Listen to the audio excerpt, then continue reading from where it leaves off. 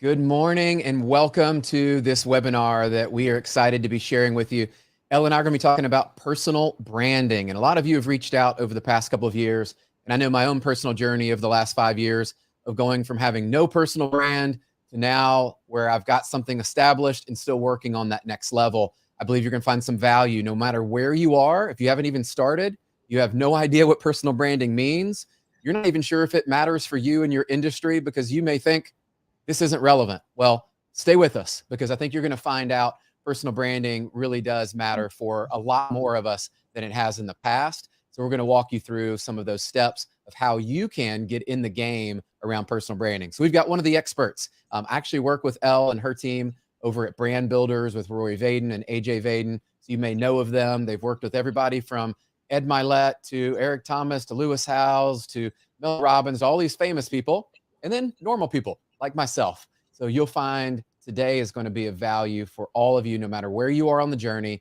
And our intention today is to show you a little bit around why this is important, and then also walk you through some of the steps how you can get in the game and find success, not only make more money, but also find more fulfillment in what you do.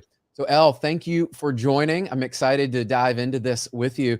And I know a lot of people ask about personal branding. You're the guru. You've been helping me through this.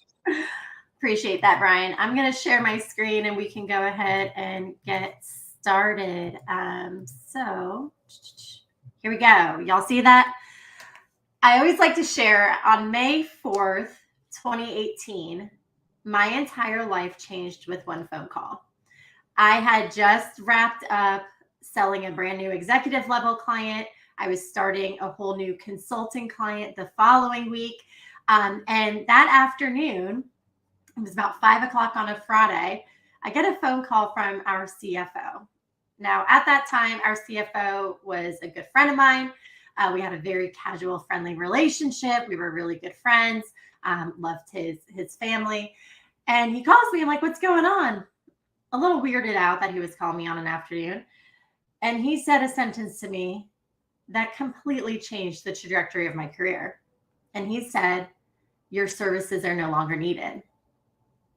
Now, I thought he was messing with me. And I said, that's not effing funny. What are you talking about?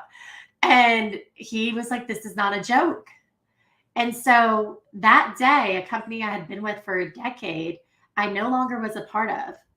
And my entire world was wrapped up in that company. The people I worked with were my family.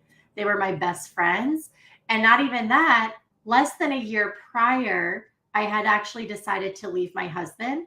I moved to Nashville, left my home, moved to Nashville. And in less than 12 months, my entire identity got stripped from me.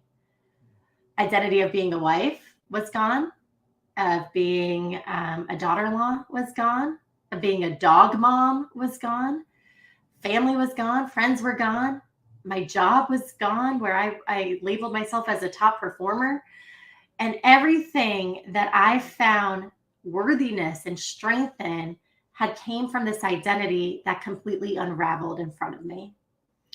Now, I was not alone in that day. It also occurred to two other women that I had worked with. And we sat there and we go, what do we do next? And fast forward a few months, along with our co-founder, Rory and AJ Vaden, we decided to start a company that helped people reinvent themselves, reconnect with who they were really meant to be, their identity, create the one that they wanted to live into, and then how to put that out in the world to serve people, make big impact, and also make money while doing it. And that's how we started Brand Builders Group. And what we learned over time, and we've been saying this for years, is that personal branding is no longer a trend. It is not a fad. It's not this thing that's going to be here today and then gone tomorrow. It's actually the future of business because personal branding is a trust accelerator. And we partnered with a company in Texas actually last year to do the first ever nationwide study on personal branding because we knew we were onto something, but we wanted to make sure that we had the data to back it up. And what we learned were some really interesting things, such as 74% of Americans say they are more likely to trust someone with an established personal brand. 74. That's almost 3/4 of Americans are more likely to trust you just because you have an established personal brand. Not only that, if you look, 63% are more likely to do business with you. They're more likely to buy from you if you have an established personal brand. So that begs the question that we hear all the time is, what's a brand? Like, what does that even mean? Because oftentimes what people think personal branding is they think logos, they think colors, they think website, they think photography, and that's all a part of it. That's visual branding. But ultimately, how we define branding is a brand is what people think of when they think of you. What do people think about when they think about you?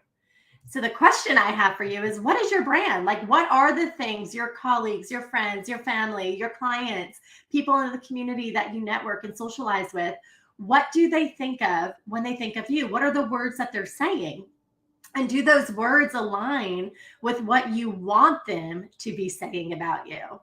So for example, I'm told I'm sassy, I'm direct, I'm straightforward, I'm the best brand strategist you'll ever meet. I'm just kidding. I don't claim any of those to be true. I am sassy. That is one problem. That is one word that I absolutely am okay with being associated with my brand. But you have to look at, are you in charge of what people say about you, or are you leaving that up to chance? Because here's the thing, another word for personal branding is your reputation. This is the backbone of building a personal brand. It's your reputation. And so we don't think about personal branding in terms of how many followers you have, or what your engagement rate is, and what your social media posts look like, and what's the aesthetic of your feed. None of that is truly important. It is important, but it's not what defines you. Your personal brand is simply your reputation. And so ultimately, personal branding is the digitization of your reputation. It's taking the offline onto online. And so how we define reputation is your results times your reach is your reputation. Meaning, what have you done and who actually knows about it is your reputation. Now, I can guarantee, almost bet money on this, is that most of the folks tuning in today have spent their entire career focused on results.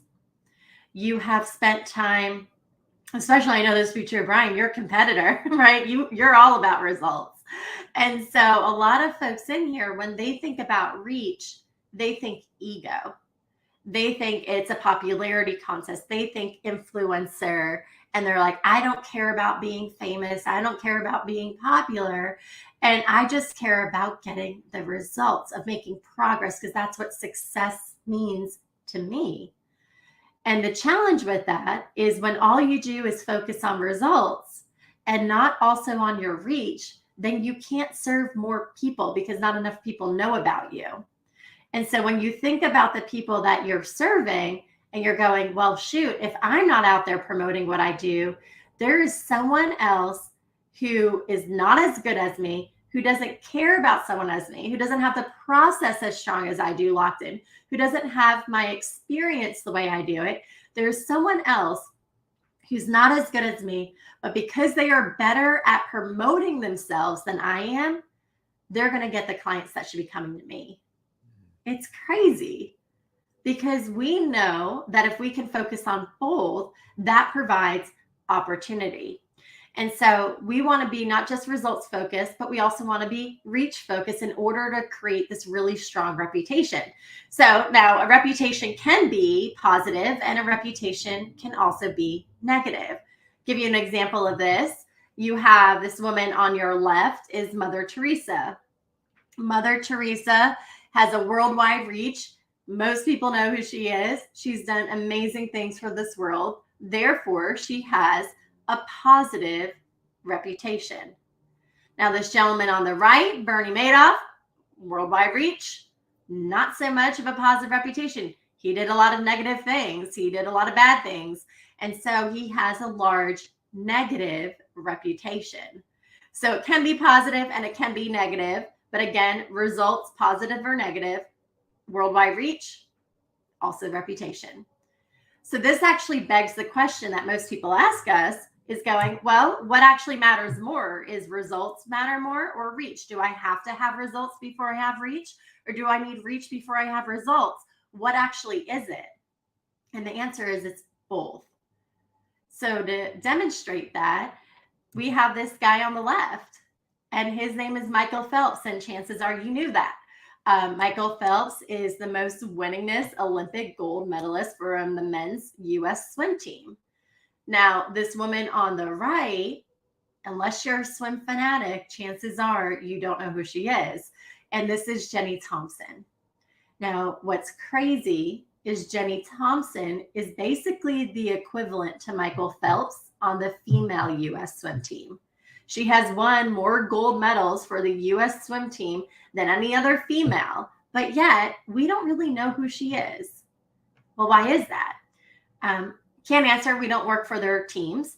However, what's crazy is because Michael Phelps' team has really done an incredible job at building his fan base, at building his reputation, at building his reach. Now, obviously, he did the results. He did the hard work of training and having the success, but his team also helped him with his reach. And because of that, he can get caught smoking pot and have this controversy, but turn this obstacle into an opportunity and get a brand deal for talk therapy. That only happens because you have such a strong reputation. It's able to take an obstacle and turn it into the opportunity that it is when you have a strong reputation. That's one of the benefits of it. Now, Jenny Thompson, I don't even know what she does today. I don't even know if she's still swimming. However, that shows you can have incredible results, but if people don't know who you are, you don't get the same opportunity. And what we hear is that we pride ourselves in being humble, and we don't care so much about reach and building a brand and media and all those things. But what we do care about oftentimes is revenue. And what I hear all the time is going, well, I need more prospects. I need more referrals. I need more clients. I need more opportunity. I need to know more people. I need to do more marketing. I need to post more on social media. And it's like, I need because I need to drive revenue. I need to get results. Here's the deal, y'all. A lack of revenue is never your biggest problem. It never is. A lack of reputation is your biggest problem. I'm going to say that again. A lack of revenue is never going to be your biggest problem. That is not the challenge that you're facing. It's a lack of reputation. Because one thing that we know for sure is that reputation will always precede revenue. It's a lack of reputation. And I'm not telling y'all that this is how it should be. I'm just saying this is exactly how it is. Because if someone does not know about you, they cannot do business with you. If someone doesn't know who you are, if they don't know what you offer, they can't actually do any business with you. So it doesn't matter if you like it or not. It's just how it is right now. And here's what's even crazier is depending on your industry is how important it can be. So Americans believe that doctors, employers, lawyers, financial advisors, bankers, success coaches, consultants, insurance agents, nutritionists, real estate agents, accountants, personal trainers, chiropractors, your loan officer, all of these are extremely important that that person has an established personal brand. And what's crazy is if you tend to work with more men than you do women, then it's 9% more important to a man. So with that, we go, it's not about the corporate brand anymore. It's about you as an individual. It's about your reputation, because reputation wins revenue every single day of the week. And it's not simple, or it's not necessarily easy. It is simple. So it's not necessarily easy. It is simple, because here's the thing. What we need to do is we need to go from unknown to known. Part of building your personal brand is becoming known. And the challenge that people have is they stay on the side of unknown. There's this thing called Sheehan's Wall. On one side are people that are unknown. The other side are people that are known. Now, the reason why we stay on the unknown side is because we're not necessarily clear about the problems we solve, or maybe we are talking about too many problems, or our education is similar to the next guy and our experience isn't really that vast and different, or our process doesn't really set us apart, because at the end of the day, there's only so many ways you can do what you do. And that your tools are the same tools that other people in your industry have access to. And the products aren't necessarily that much different either. And what happens is we're doing all these different things. We're wearing all these different hats. We're doing all these different jobs. We have all these different things going on that we ultimately have diluted focus. And when we have diluted focus, we get diluted results. And what we end up doing when we're focusing on too many different things, we're talking about all the same things, we don't have enough of a different process. What's happening is we're commoditizing ourselves. We have created these industries where we have become a commoditization because we haven't separated ourselves with what makes us unique. And so if you're in an industry where you're a dime a dozen and there's a bunch of people just like you out there, and I know no one's just like you, but if you are, we have to go, what is going to separate us from the noise? And how do we go from unknown to known? And what we want to do is get crystal clear on one thing.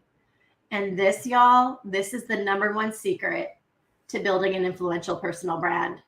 Now, before I share with you the number one secret, I'm going to also share with you, this is the number one thing that people want to skip over.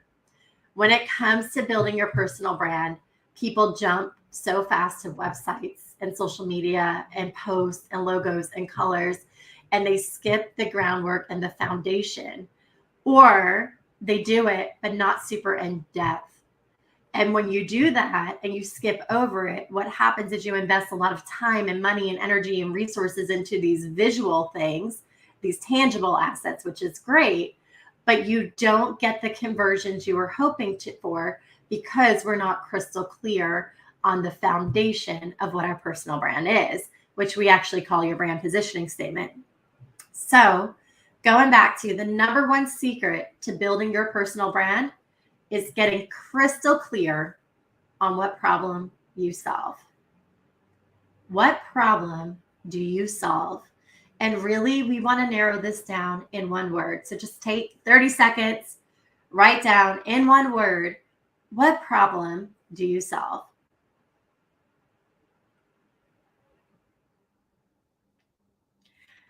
Now, when you look at that word, chances are you probably actually wrote a solution. And I'm going to show examples of that in a minute. But oftentimes we think in terms of solutions because what people do is they buy solutions to problems. People buy solutions to problems. So if you don't know what problem you solve for them, they don't know either. So to give you some examples, if you know Brene Brown, she solves the problem of shame. She does that through vulnerability. Dave Ramsey, for those here in Nashville, you know, it's crystal clear. He solves the problem of debt, and he does that through cash. That is the problem he solves. Simon Sinek solves the problem of purpose, of lack of purpose. And then Lewis Howes is self-doubt. These are problems that these people have built multi-million, billion-dollar businesses on in just one word. Yes, it can be hyphenated. Because what they ended up doing is once they got crystal clear on what problem they solved, they became an ambassador of that problem. You have to sell the problem as much as you sell the solution. And so you have to become an ambassador of that problem. Go, this is what I do better than anyone else, is help you solve this. And you might be wondering, well, how do we figure this out? Because you could be concerned, or you could be struggling with that one word problem. And that's really common.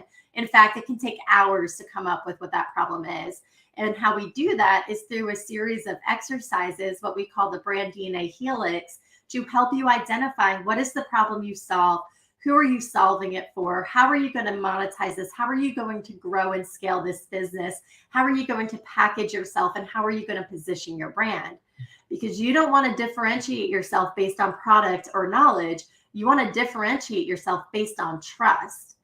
And when you get crystal clear of what you are doing and what you are building, it is easier to trust you. And then you don't want to differentiate yourself based on what you do, because you might be really, really, really, really great at what you do. And you've built an incredible business doing what you do. But if you separate yourself and differentiate yourself on who you are, that's going to be a much more long-standing reputation than if it's focused on what you do. Because if you ever want to flip or switch or go do something else, if you built a reputation on who you are, that's going to allow you to make any transition and pivot that you would ever need. So if you think about it, brand is what people think of when they think of you. A reputation is an assessment of your trustworthiness. Now, you might be wondering, okay, well, how does this matter when it comes to generations? Older generations, if you appear fake or untrustworthy or manipulative, that's what's going to annoy them. When it comes to younger generations, they get annoyed by people that become across as too salesy or they're not really interesting. So it's not really that much different than another person, but you got to focus on who you are. So that way it doesn't come across as too salesy because you're being yourself. And it is more interesting because you're being yourself. And it doesn't seem fake. So you're able to build more trust. And so when you do it on who you are, that will change the game, because people can't copy you. They can't duplicate you. You are your own person, your own experiences, your own opinions, your own thoughts, your own stories. You can't actually try to be someone else because people are not copyable. And people do not do business with companies or services or knowledge or expertise or products. It's not your company. It's not your offer. It's not the service or the products. It's the person that we are, or the people that we are. It's the person that you are, because people do business with people. And the unfortunate part is that when we spend a lot of time trading value for influence, we're not able to spread that message, because there are people out there who are really, really, really good at promoting themselves, and they're really good at building a brand online, but they're giving advice that sucks. And so what we want to do is make sure that we're focused on providing as much value as possible, because that means we're going to drive more business. 2/3 of Americans, this came from that same study, 2/3 of Americans are actually more willing to spend money on your products and your services from companies that the founders have a personal brand that's aligned with their values, especially older millennials, which is crazy. So if you look at that, they actually do care about it. You got to look at where's your target market and which generation are they in. Chances are a lot of the folks on this call, you're older millennials or you're Gen X. So with that, this still matters heavily for them. 65% is no joke. This matters. And it all comes down to building trust. How do you actually build trust with someone that you don't get to spend time with, who doesn't actually have quality time with you? Is they need to see you, know you, and learn from you. Because when people know who you are and they know what you do, they have two questions. They go, do I like them? And do I trust them?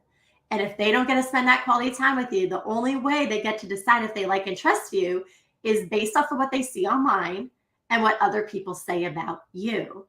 And so that's the power of social media. It allows people to see you. It allows you to share yourself and what's important to you, so they feel like they know you. And then you can also create content that they can learn from you. And when you do that and you drive them back to your website and you have it set up in an engine, and we call it the relationship engine, that is an ecosystem online that works nonstop, that allows you to attract people and convert them and learn about who you are and what you do, and then eventually become a fan, follower, customer, client, whatever you want to call it. That's where this all comes together. That's how you leverage offline and online together. So how a relationship engine works is real simple. Again, this is simple, not necessarily easy, but simple, is it starts with a blog. You have a blog where you provide free content, complimentary content, depending on your industry, of a lot of value. Every single week, you're consistent with it. A blog does not have to be written. It could be a video that you get transcribed. It could be repurposing a podcast that you're putting out. Do not overcomplicate this. Just be consistent and provide great value. What you want to have on the side of your blog is you want to build the back end. Most people focus on the front end and not on the back end first. But if you don't have the back end built, you're not going to be able to convert the way you want to. And so you don't have to have all three of these. We do recommend them, but you can start with one or two. It's up to you. But the first thing you have is a video funnel. People get really overwhelmed when they hear the word funnel. All this means is we drive to a landing page, we get someone's email, and then we give them content. That's ultimately, if we were to simplify that at its finest, is a video funnel. But this would be a 4-day video funnel. And at the end, there's a call to action to request a call or buy now or set up an appointment or invest, whatever your calls to actions are. We would figure it out. That's what happens at the end of the 4 days. A direct funnel is a direct call to action. Buy my book here, hire me to speak here, schedule an appointment here, whatever it might be, schedule an intro call.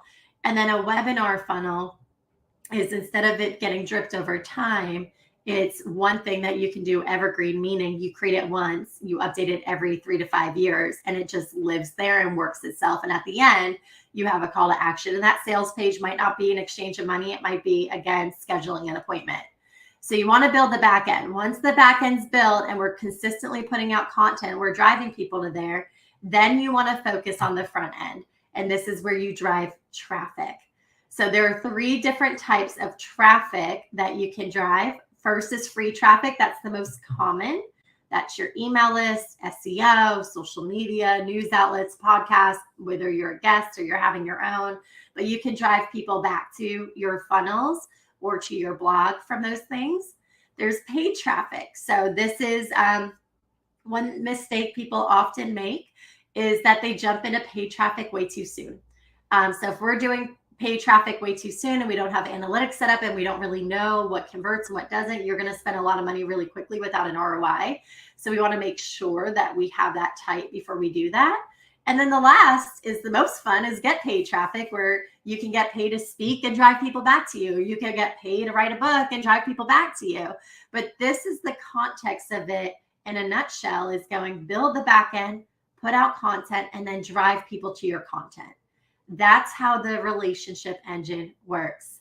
And here's the deal, just like we tell my nephew Jasper, even if you don't like it, you're still going to have to do it. If you want this to work, if you want your personal brand efforts to work, if you want your website to convert, if you want to actually get results versus just having something pretty out in the vortex in the ether, you want to set up your relationship engine so that way you can capture and convert people to drive revenue. The thing when it comes to marketing, y'all, is the future of marketing is not about who has the best content. And I'm going to let y'all know this. If you suck in real life, you're going to suck online, and we can't help you. But it's not necessarily about the best content. It's about who has the most sophisticated system. It's who has the system in place. And sophisticated does not have to mean expensive, y'all. It just means it is clear, it works, we can track it, and that it gets results. That's what we mean by it, and that's the relationship engine. Now, when it comes to your content, a big concern people have is, well, if I constantly am giving them value, if I'm constantly teaching people how to do what I do or to get what they need, then why would they hire me? Like, what would they need from me? And that's the thing, y'all. People don't pay for information. They pay for application. That's what they're paying for. They need help doing this, so they pay for application. And what I would encourage you is to not try to do this on your own. I would encourage you to delegate to experts, such as Brand Builders Group. It doesn't have to be us, but I want to share a personal story here. Back in 2018, I had shared with y'all, had gotten a divorce, lost my job, moved to a new city, all the things, right?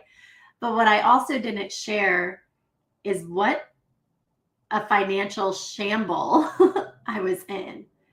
And at that time, due to a lot of different factors, I had a 6-figure tax bill.